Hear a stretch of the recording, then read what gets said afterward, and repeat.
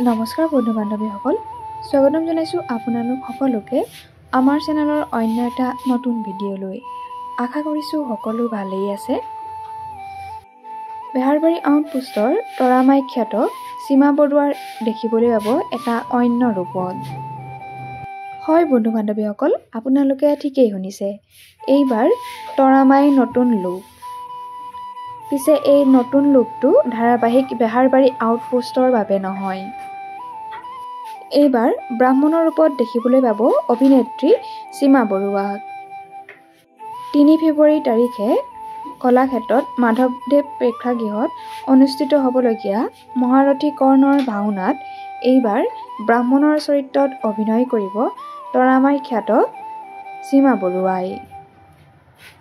আপোনালোকে বাৰু তৰামাইৰ অভিনয় চাই কেনে পায় কমেণ্ট বক্সত কমেণ্ট কৰি জনাবচোন। লগতে অভিনেত্ৰীগৰাকীক যিসকলে ভাল পায় তেওঁলোকে প্লিজ এটা লাইক কৰি দিব।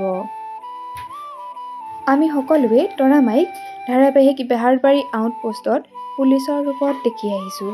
পিছে এইবাৰ নতুন ৰূপত দেখিবলৈ পাম অভিনেত্ৰী সীমা বৰুৱাক।